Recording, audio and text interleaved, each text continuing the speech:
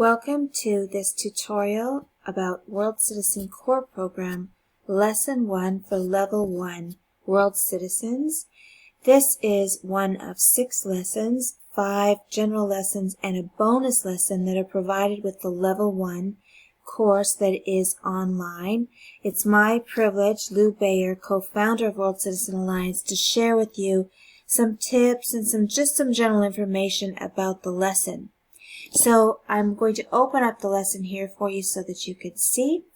We call these lessons World Citizen Core lessons, and there are 5 of them. If you are taking the Global Teacher Program, you will have 5 additional lessons, 6 actually, because there's a bonus provided with the World Citizen Global Teacher stream as well. In the World Citizen Core, there are 5 lessons and a bonus. And these are takeaway lessons that are written with scripts and activities, exercises, resources that we hope you as world citizens, whether you are practitioners or whether you are citizens just wanting to share with your community or your family, maybe your classroom or your community, these core messages that are captured in these 5 lessons. And so we call this first lesson Being Human. It's about human rights. So as a world citizen, of course, being human, humanity, human rights, all of these social justice aspects are really a key, I would say, foundational part of the world citizen philosophy. So the idea is that, in terms of rationale, that we're all citizens of the world. You know, as humankind, we're living and learning together in an ever-changing global village and classroom. And by sharing our knowledge and by connecting and collaborating, we can build a better, brighter, and more civil world. And so we want world citizens to use their knowledge about being human in everyday activities and the philosophy of human kindness, respect, civility, equality, equity should drive decision-making for all world citizens. So the competency that is addressed here is continuous learning, social intelligence, cultural competence, systems thinking, and the overall goal is for people to walk away with a general sense of what is human rights. So, or what are human rights, rather. And this lesson is intended for adults, but you could, in fact, take the content and adapt it for youth or a younger audience, and I think even children as early as age 5 to 10 are capable of understanding some of these concepts if you deliver them appropriately. For example, in the Global Trainer package, there is a short lesson for children age 5 to 10 on social justice. Alright, so if you're just new to these lessons, they are all devised the same way. There is a rationale, sort of a general statement about each of the lessons, the content. Each lesson plan looks the same. There are similar components throughout. Sometimes we put a little bit of a note of history. So this is 1948, for example, when United Nations declared a basic roster of human rights. And the world changed for many citizens of many countries, but there's still a lot of work to do. And all citizens of the world should be concerned about human rights. So the objectives in this lesson are to talk about what human rights are, talk about history and the progress of these rights, and talk about how we can adopt and make these rights a platform for our decisions. As you may know, if you've been reviewing the World Citizen lessons, the UNESCO and the 21st Century Learning Framework are embedded, UNESCO mission and 21st Century Learning Framework are embedded in the lessons, but also the United Nations mandate and goals are also incorporated through the World Citizen lessons. So in this case, we have essential skills. We cover off, there's some content covered off, 21st century skills. We go through all of this content, but to give you a sense of how the lessons relate to the other lessons, it's good to view this little chart. So there's some supplies, the grid that shows how to lead the lesson, a timeline. And then we have a reading list and some YouTube clips throughout the lesson. The lessons. And we encourage all of the trainers to review the lessons in its entirety. So make sure you click on all the links, make sure you watch the YouTube clips, read through the whole lesson before you try to deliver it. This way, you can be sure, number one, you are comfortable with the content. Number two, that you can adapt as needed for your audience. For example, depending on the country or community you're teaching in, you might decide to change some of the language or to highlight particular aspects and not to address other pieces in the lesson. We don't expect you to use the lessons verbatim, but you certainly could if you're comfortable doing so. There are activities included in the lessons, and once again, depending on who you're interacting with, you can decide if the activity is appropriate or not, or you can certainly create some activities of your own. There are handouts typically that you can download as well and distribute to your participants. So, always with formal training, we encourage an icebreaker of sorts. There is not always a specific icebreaker that we would prescribe, but we've given you some examples in this script of different icebreakers that you could use. The idea with a good icebreaker is that it orients the audience to what is coming next, what is the lesson about, that it plants a seed and makes them curious, but that it also provides an opportunity for the participants to engage with each other, sometimes informally, meet and greet, and also to sort of see where they stand, in terms of what they might already know. Often icebreakers double as sort of assessments, kind of a way to take the overall temperature of the room, if you will. So there's a few examples here. You can browse through these icebreaker ideas and you can pick, which one you think might be the best for your group. So some of them are group activities, some are individual. You might decide to use one of these icebreakers at the beginning of the class. If you decide to extend the lesson, maybe you use another icebreaker after a first break. So there's a few indicated there. Again, I think that icebreakers should always relate directly to the content in some way, and it should tweak the participants' interest and get them excited and curious about what's coming next. One thing I can say is that depending on the culture, the age, the gender in the room, you might want to be careful with the icebreaker if it incorporates role play or personal or public disclosure. Some people, for a very range of reasons, are not comfortable role-playing or disclosing about themselves in the first 10 minutes of a new situation where they might not know the people that are in the room, or where their cultural background might require that they not participate that way. So please know your audience and please make sure you pick something that is appropriate. All right. So we have some objectives. They are listed in the chart at the top. Here we've got 3 objectives. In this case, we are understanding what human rights are and why they're important, history of these rights, and adopting. We want people to understand how adopting these rights should be a platform for our decision making. So as you're making your way through the lesson, after the icebreaker, to address objective 1, we're going to talk about a definition of human rights. And the one that I like to use is declared by the United Nations in 1948. We included a PDF of this Declaration of Human Rights. You can post it as a PowerPoint or you can distribute it. But the definition is written here on the screen. It's in purple.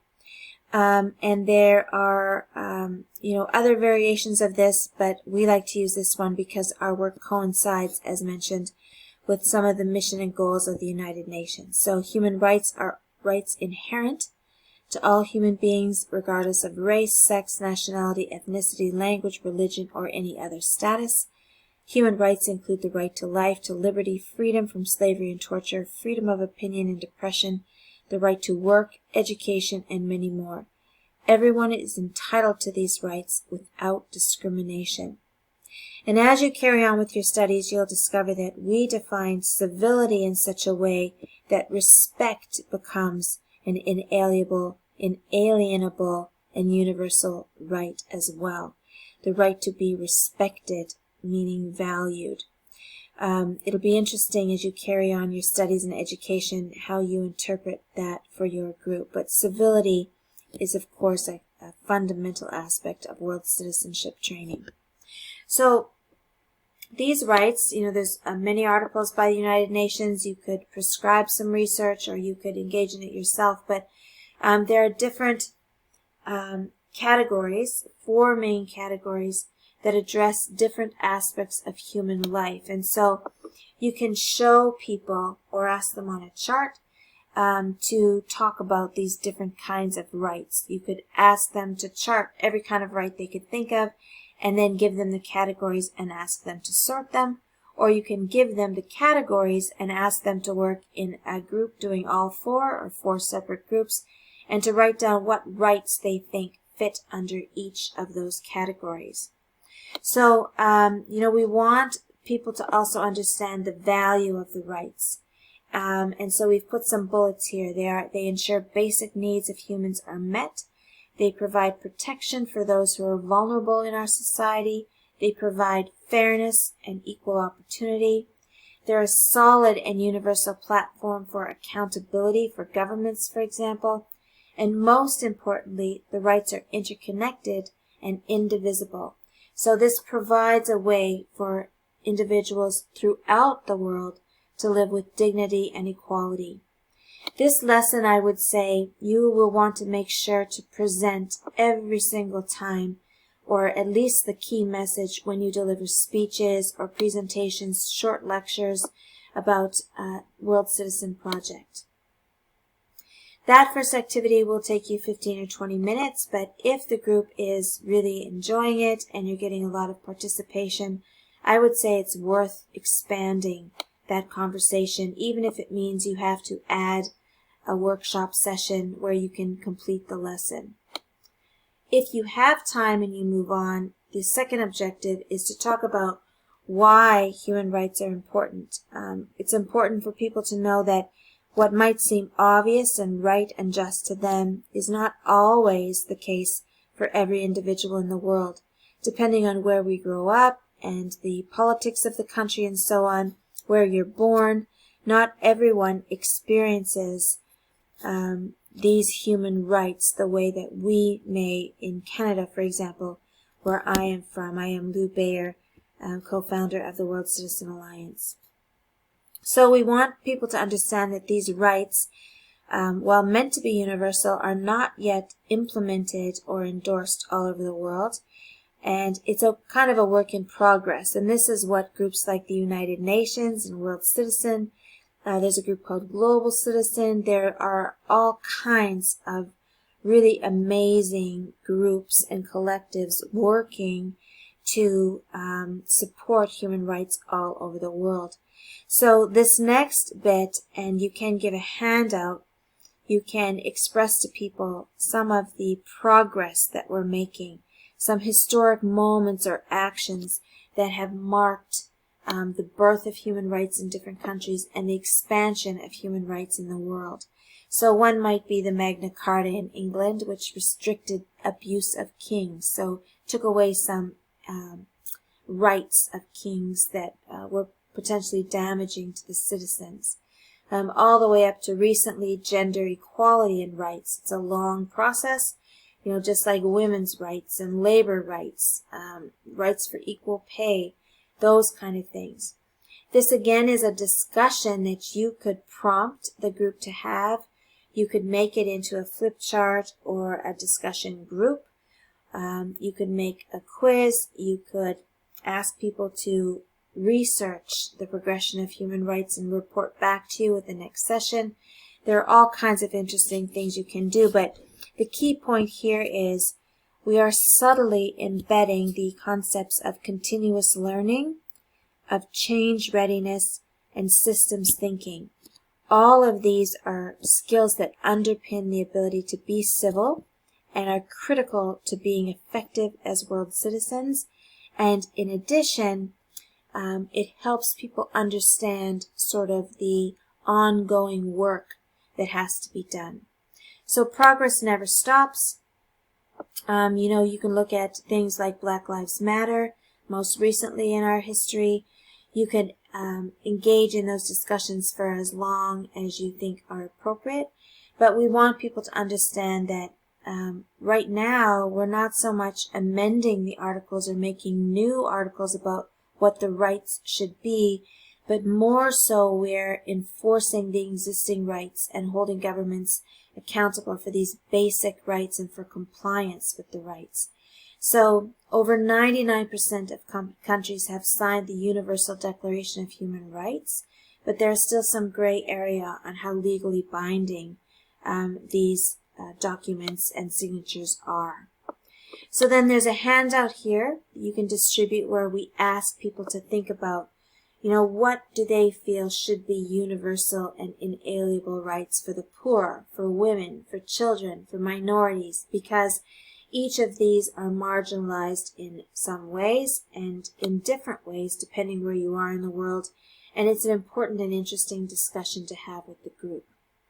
So then we're going to move on, time permitting, to Objective 3, which is where we want to highlight that these rights are shifting from the realm of will, where we rely on law, to the realm of order, where they're becoming what should be considered the natural order of things. And as world citizens, this is what we're striving for.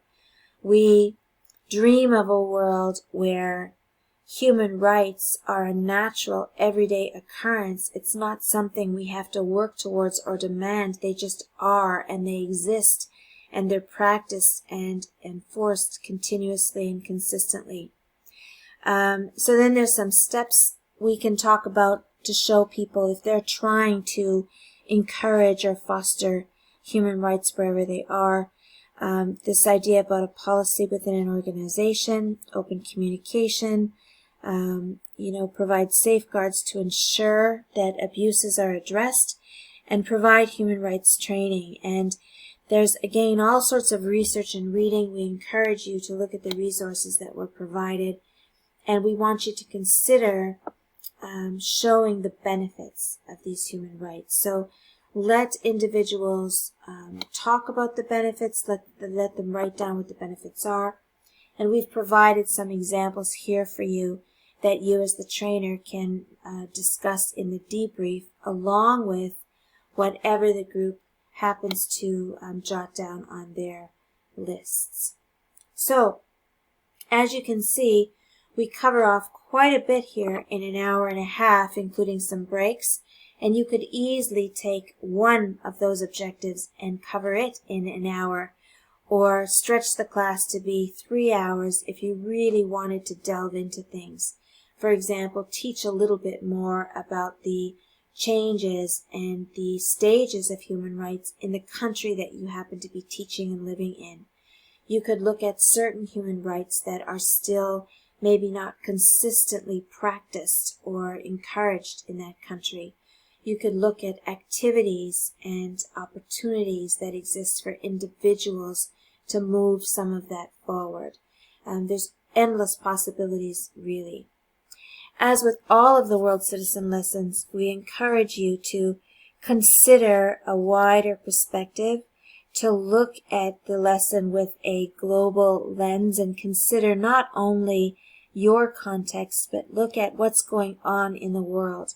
Encourage people to stretch a little bit, to think outside of their own experience, and to be willing to learn and hear about the experience and perspectives of others.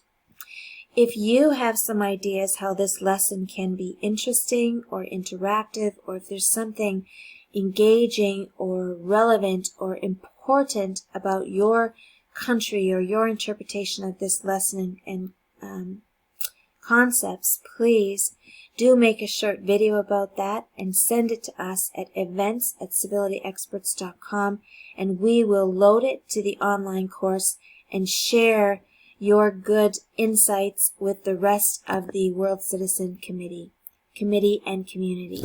Thank you.